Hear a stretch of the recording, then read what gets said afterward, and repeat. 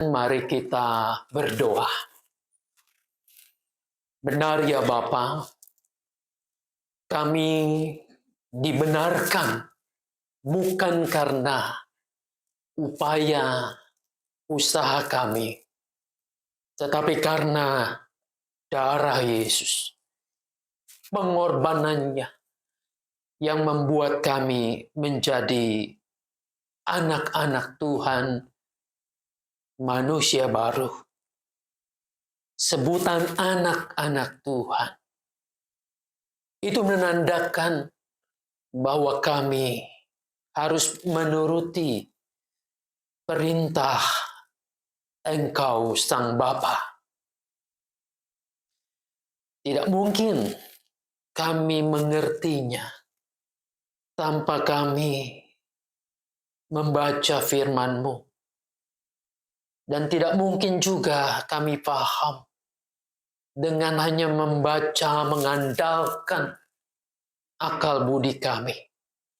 Sebab akal budi kami terbatas dan firman-Mu tak terbatas. Maka izinkanlah yang terbatas ini untuk boleh menyimak, memahami apa yang tidak terbatas itu oleh karena kuat kuasa Roh-Mu yang kudus menolong kami. Tidak hanya itu, biarlah Roh-Mu yang kudus juga memampukan kami agar kami menjadi pelaku-pelaku firman-Mu, karena hanya dengan demikianlah kami disebut orang yang berbahagia. Engkau yang menolong anak-anak-Mu yang dipercayakan membacakan bagian demi bagian firman-Mu. Kami yang akan menanggapi dengan mazmur. Dan juga Engkau yang telah mengutus hamba-Mu untuk menguraikan firman ini dalam bentuk khotbah. Pakailah semua ini hingga Engkau dengan leluasa menyatakan kehendak-Mu bagi kami kini dan di sini. Di dalam nama Tuhan kami Yesus Kristus, Sang Firman yang sesungguhnya itu, kami berdoa kepada Bapa di sorga. Amin. Inilah Injil Tuhan Yesus Kristus menurut Yohanes pasal 17 ayat 6 sampai dengan ayatnya yang ke-19. Simak dan dengarkanlah Injil Tuhan Yesus Kristus. Aku telah menyatakan namamu kepada semua orang yang Engkau berikan kepadaku dari dunia. Mereka itu milik-Mu, dan Engkau telah memberikan mereka kepadaku, dan mereka telah menuruti firman-Mu. Sekarang mereka tahu bahwa semua yang Engkau berikan kepadaku itu berasal dari Engkau. Sebab segala firman yang Engkau berikan kepadaku telah Kuberikan kepada mereka, dan mereka telah menerimanya. Mereka tahu benar-benar bahwa aku datang dari Engkau, dan mereka percaya bahwa Engkaulah yang telah mengutus aku. Aku berdoa untuk mereka, bukan untuk dunia. Aku berdoa, tetapi untuk mereka yang telah Engkau berikan kepadaku. Sebab mereka adalah milik-Mu, dan segala milikku adalah milik-Mu, dan milik-Mu adalah milikku. Dan aku telah dimuliakan di dalam mereka. Aku tidak ada lagi di dalam dunia, tetapi mereka masih ada di dalam dunia. Dan aku datang kepadamu, ya Bapa yang kudus.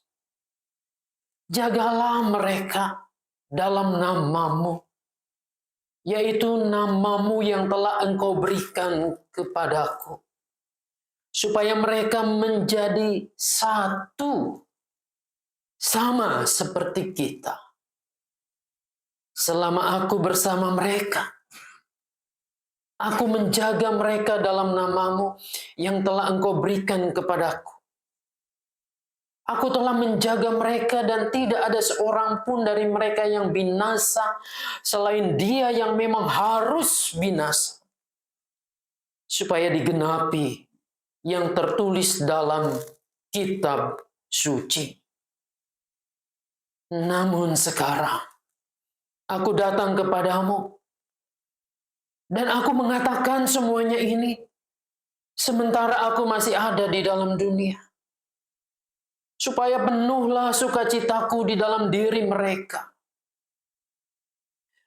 Aku telah memberikan firman-Mu kepada mereka dan dunia membenci mereka. Karena mereka bukan dari dunia. Sama seperti aku bukan dari dunia. Aku tidak meminta supaya Engkau mengambil mereka dari dunia, tetapi supaya Engkau menjaga mereka dari yang jahat. Mereka bukan dari dunia, sama seperti aku bukan dari dunia. Kuduskanlah mereka dalam kebenaran. Firman-Mu itulah kebenaran. Sama seperti Engkau telah mengutus aku ke dalam dunia, demikian pula aku telah mengutus mereka ke dalam dunia. Aku menguduskan diriku bagi mereka supaya mereka pun dikuduskan dalam kebenaran. Sampai demikian jauh pembacaan Injil Tuhan Yesus Kristus. Tuhan Yesus berkata yang berbahagia adalah setiap kita yang mau mendengarkan firman Allah dan yang memeliharanya. Haleluya. Selamat pagi Ibu Bapak yang dikasihi Tuhan. Saya mau bertanya, apakah Anda senang beribadah? Betulkah itu jawaban yang dari hati yang terdalam? Atau karena nggak enak, kalau saya nggak ke gereja? Masa orang Kristen nggak ke gereja? Saudara-saudara, ada sebuah kisah yang menarik yang saya ingin bagikan buat kita. Kisah seorang pendeta yang sedang atau yang sudah melawat anggotanya. Begini. Halo, apa kabar? Saya berharap Anda dalam keadaan baik-baik saja. Sudah lama sekali saya tidak berjumpa dengan Anda beribadah di gereja, ada dalam kebaktian. Saya merindukanmu untuk kembali aktif, beribadah, untuk melayani bersama-sama seperti yang dulu. Kata seorang pendeta, bukan di Sumbawa II kayaknya, karena di sini masih calon pendeta. Benar, Pak Pendeta. Belakangan ini saya agak menarik diri dari kegiatan-kegiatan gerejawi. Benar juga. Sudah lama saya tidak beribadah, tidak ke gereja. Kata anggota jemaat itu menjawab pertanyaan pendetanya. Ya, terus terang saja begini Pak Pendeta.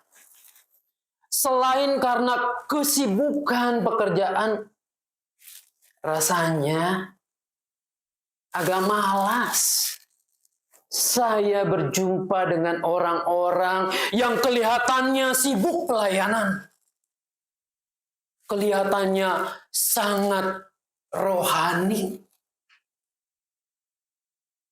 Kelihatannya beribadah dan mengikuti seluruh kegiatan-kegiatan di gereja. Namun nyatanya tidak lebih untuk mencari kesibukan. Tidak lebih supaya dikagumi. Dilihatnya sebagai orang-orang yang saleh. Sebagai orang-orang yang taat beribadah. Pak Pendeta, jangan khawatir. Kehidupan saya baik-baik saja. Saya selalu ingat akan Tuhan. Hubungan saya dengan Allah, saya kira cukup baik. Saya tidak berbuat onar. Saya tidak bergosip. Saya tidak mencuri waktu. Saya bekerja dengan baik.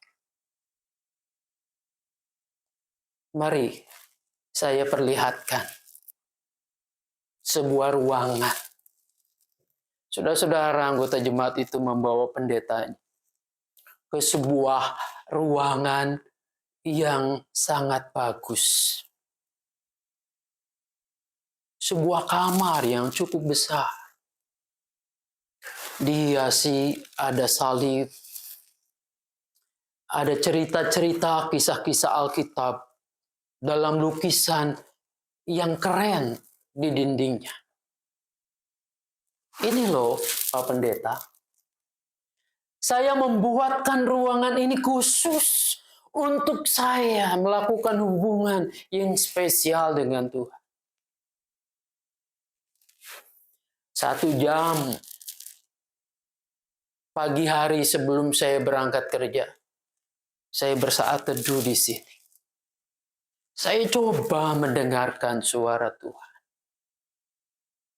Malam hari saya juga melakukan hal yang sama. Saya tidak ada masalah rasanya. Maka kalau mau melawat, lawatlah yang lain saja. Saudara yang dikasihi dan mengasihi Tuhan Yesus. Mungkinkah anggota jemaat ini benar?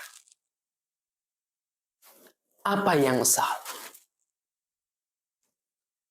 Saudara-saudara, ia tidak membutuhkan gereja dan komunitas orang percaya kalau hanya hubungan dengan Tuhan.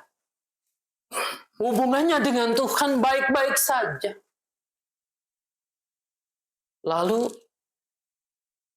apalah artinya? Menyisihkan, membuang waktu, hadir di gereja, berjumpa dengan orang-orang yang menurut dia, wajahnya menampakkan kesalehan.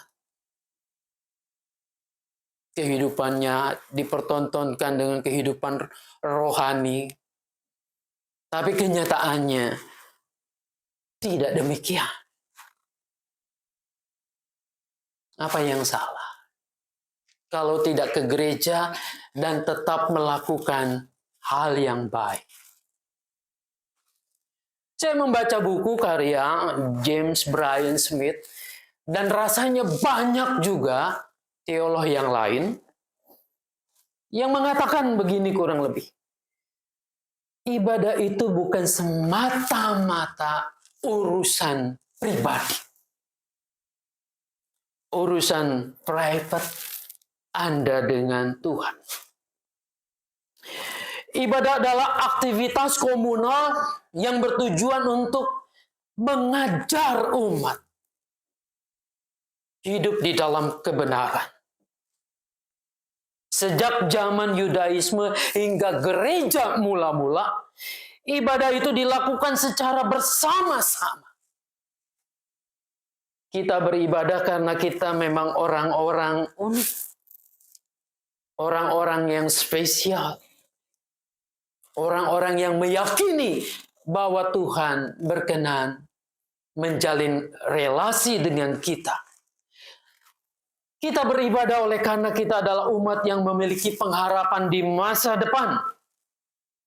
Kita saling berbagi kisah kehidupan dan menemukan Kristus bersama-sama di dalam komunitas, menemukan Kristus di dalam wajah-wajah orang lain. Saudara-saudara, kita pergi ke gereja bukan hanya untuk dihibur. Bukan hanya untuk memenuhi keinginan saya. tapi bersama-sama saling membagi diri dan berlatih untuk kehidupan yang baik.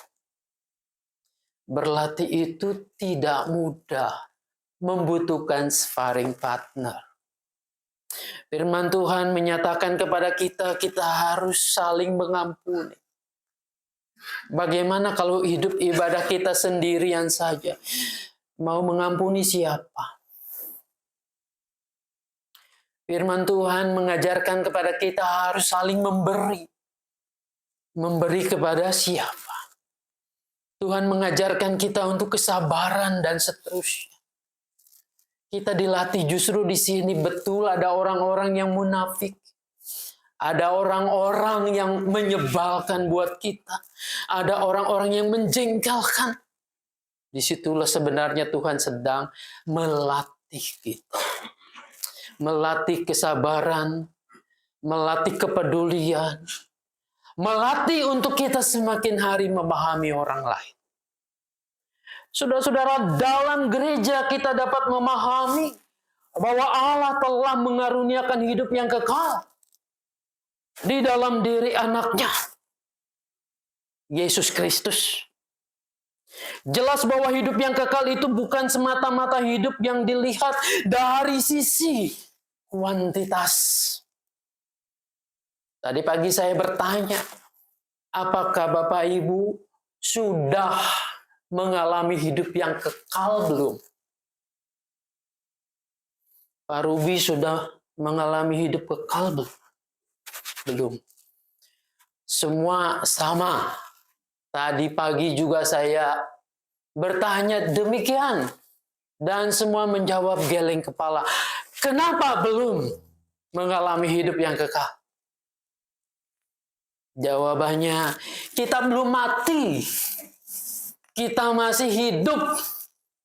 Hidup di sini. Saudara-saudara, dalam gereja ini, dalam komunitas orang percaya, kita diajarkan bahwa hidup yang kekal itu bukan semata-mata kuantitas. Hidup yang tidak ada matinya. Sampai kapan? Ya sampai selama-lamanya bersama dengan Tuhan di rumah Bapa yang kekal. Ya kalau dari sisi itu jelas kita semua belum mengalami itu. Tapi mau nggak kita hidup yang kekal? Pasti semua mau. Mau enggak menjalaninya sekarang? Mikir dulu. Nah, ini aspek yang kedua yang seringkali lupa tentang hidup yang kekal. Kalau saya ditanya, mau nggak Pak Pendeta sekarang hidup yang kekal? Mau banget. Tapi ditinjau dari sisi yang kedua, kualitas. Tadi kuantitas, durasi. Yang tak terhingga, yang terus-menerus, yang selama-lamanya. Tapi kualitas hidup yang kekal dibangun atau kita rasakan karena penebusan Kristus. Anda dan saya mengalami hidup yang berkualitas. Bukankah minggu-minggu yang lalu kita sudah diingatkan kembali, kita adalah carang ranting-ranting anggur yang melekat pada pokok anggur. Ketika kita melekat pada pokok anggur, Yesus itu adalah sang kekal bersama dengan Bapa Roh Kudus.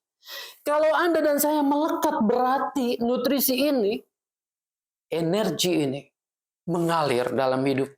Hidupmu akan berkualitas. Di mana di situ kita akan merasakan kedamaian. Damai sejahtera dari Allah yang tidak diberikan oleh dunia. Ini kan bagian dari hidup yang kekal, hidup yang berkualitas. Hidup yang tidak dikuasai oleh dendam. Hidup yang tidak dikuasai oleh amarah. Hidup yang ingin memaafkan, mengampuni, karena Anda dialiri oleh energi untuk pengampunan itu. Hidup yang ingin berbagi satu dengan yang lain. Saudara-saudara, bukan kayak itu bagian dari hidup yang kekal, hidup yang berkualitas. Jadi disitulah kita merasakan, maka umat Tuhan itu, gereja itu hadir, seharusnya ia menghadirkan tanda-tanda kerajaan Allah, tanda-tanda kehidupan yang kekal itu ada di sini. Adakah komunitas kita dibangun di atas itu? Sebelum kita menyeberang di seberang kematian itu. Sudahkah di sini kita merasakan inilah kehidupan yang Tuhan berikan. Kerajaan sorga yang hadir tanda-tandanya di dunia ini. Di sini aku diampuni. Di sini aku dimanusiakan. Di sini aku diterima sepenuhnya. Saudara-saudara, ini ada dalam persekutuan. Tidak individual sendiri. Maka saya yakin dan percaya Tuhan memelihara kita di dalam kebenaran itu terjadi dalam komunitas. Dalam sebuah umat Tuhan yang Allah berkenan hadir di dalamnya. Saudara-saudara, dalam komunitas ini Allah hadir dan menyatakan pemeliharaannya itu. Saudara-saudara, bagaimana kalau kita terpisah dengan umat Allah? Dalam Alkitab ada banyak contoh. Saya ungkapkan 2 contoh saja. Satu dengan Thomas yang tidak ada bersama-sama dengan para murid. Ketika Yesus bangkit menampakkan dirinya. Thomas meragukan bahwa Yesus itu bangkit. Tunjukkan dulu kepadaku bukti luka di tangan, di kaki, lambungnya. Sebelum aku menyentuhnya, sekali-kali aku tidak percaya. Saudara-saudara, yang kedua adalah yang diceritakan tadi dalam bacaan pertama. Yaitu ketika murid-murid Tuhan bergumul untuk menggantikan satu yang berkhianat, yaitu Yudas ini. Yudas yang terpikat oleh cara pemikiran duniawi, ia yang berpihak kepada orang-orang justru yang menentang Yesus itu. Disitulah menjadi bagian dari para murid untuk melengkapi kembali. Dalam Injil yang tadi kita baca pun, sebenarnya Yesus dalam doanya sudah tahu. Selain dia yang ditentukan untuk binasa. Saudara-saudara, pemilihan Allah terjadi dalam sebuah komunitas. Itu komunitas yang harus terus tumbuh. Maka tidak mengherankan di dalam doanya itu Yesus mengatakan, memohon kepada Bapaknya yang di sorga itu, supaya mereka menjadi satu. Sama seperti engkau dengan aku yang adalah satu. Saudara-saudara, ini merupakan doa Yesus ketika ia sangat khawatir akan murid-murid yang segera ditinggalkannya. Aku akan pergi kepada Bapa, tapi mereka akan ada tetap di dunia ini. Di dunia yang tidak welcome. Di dunia yang menolak dan membenci. Yesus, guru dan Tuhan mereka saja ditolak, dibenci, bahkan disalibkan. Maka yang terjadi adalah murid-murid pun ada dalam ancaman yang sama. Ini menarik, Yesus mengatakan apa? Jangan mereka ambil dari dunia ini, tapi peliharalah mereka di dalam kebenaran. Saudara-saudara, Yesus meminta kepada Bapaknya tidak pernah anak-anak Tuhan itu disterilkan, dibebaskan dari penderitaan, dari pergumulan. Lantaran ia anak Allah, maka tidak boleh menderita. Tidak ada itu. Tapi doa Tuhan Yesus itu adalah memohon Bapaknya untuk memberikan kekuatan, memberikan pemeliharaan, penjagaan, supaya mereka tetap terpelihara. Mereka ada di tengah-tengah dunia yang membenci mereka itu. Nah, saudara-saudara, dalam kondisi seperti itu jelas keutuhan. Persekutuan orang-orang percaya ini mutlak harus terjadi. Bahwa Tuhan membiarkan kebencian itu terjadi bukan harus dibalas dengan kebencian. Tetapi lakukanlah sama seperti apa yang diajarkan oleh Tuhan Yesus. Nyatanya dari dulu sampai dengan sekarang hal ini terus terjadi. Belakangan kan kita tahu semua apa yang terjadi di Pamulang, apa yang terjadi lagi di Gresik. Ya, saudara-saudara, penolakan demi penolakan ini terus-menerus terjadi di dunia ini. Kenapa? Karena dunia tidak mengenal Yesus. Maka dunia pun tidak mengenal engkau. Dunia pun akan membenci engkau. Justru disinilah umat Tuhan dipelihara di dalam Allah. Dalam kesatuan, kesehatian. Mereka saling menopang satu dengan yang lain. Disitulah firman Allah boleh dipahami, dimengerti dengan baik. Bukan kita memisahkan diri, lalu merasa puas karena hidup saya ini hidup yang baik-baik saja. Nah, saudara-saudara, dipelihara dalam kebenaran. Saya sering mengatakan kalau orang memelihara sesuatu, baik hewan maupun tumbuhan, jelas ada perlakuan-perlakuan mungkin yang terkesan sadis, yang terkesan kejam. Seorang petani anggur akan memangkas bagian-bagian yang tidak diperlukan. Seorang tua pun pasti akan melakukan hal-hal yang tegas terhadap anaknya ketika anaknya melakukan hal-hal yang keliru. Pada zaman sekarang apa yang berkembang terjadi, saya sering menyebutnya atau saya setuju dengan sebutan generasi stroberi. Apa itu? Orang tua yang bekerja keras membangun usaha, mati-matian.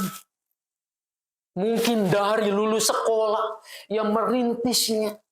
Rumah tinggal tidak ada, kontrak dipetakan. Semua dilakukannya sendiri. Ia harus berjalan kaki sekian kilo. Mungkin harus menghemat untuk makan. Demi membangun usaha. Setelah usahanya berhasil, ia melihat anak-anaknya tumbuh. Lalu ia mengingat penderitaannya. Ia mengatakan, aku tidak mau anakku seperti dulu aku menderita. Akibatnya anak ini dibebaskan dari penderitaan. Anaknya tidak boleh meneteskan air mata. Saudara-saudara, apa yang terjadi? Dampaknya ketika sang anak berbenturan dengan masalah, dengan kesulitan, maka segeralah tumbang. Saudara-saudara, pemeliharaan Tuhan rasanya tidak mau seperti itu. Pemeliharaan Allah tidak mau anak-anaknya itu menjadi anak-anak dengan mentalitas yang payah. Tetapi Tuhan menginginkan anak-anaknya tumbuh menjadi anak-anak yang tangguh, yang tidak cengeng, yang bukan pecundang. Karena Yesus sendiri adalah Tuhan yang menang. Saudara-saudara, ketika Anda dan saya melewati berbagai macam kesulitan, ketika gereja, komunitas, orang percaya diperhadapkan kepada penganiayaan, kepada tindasan, diskriminasi, dan seterusnya. Pandanglah ini sebagai pemeliharaan dari Tuhan supaya kita tangguh, supaya kita mampu menghadapi semuanya itu, dan supaya kita bertahan menyaksikan iman kita. Di tengah-tengah situasi ini yang dibutuhkan adalah seperti doa Tuhan Yesus. Mereka menjadi satu. Bersatu padulah dalam menghadapi pelbagai macam tantangan. Karena itulah cara Tuhan untuk memelihara kita di dalam sebuah komunitas, di dalam sebuah gereja itu. Biarlah Tuhan menolong kita untuk terus bersaksi di dunia yang mungkin terasa semakin menantang kita. Tuhan Yesus memberkati kita. Amin.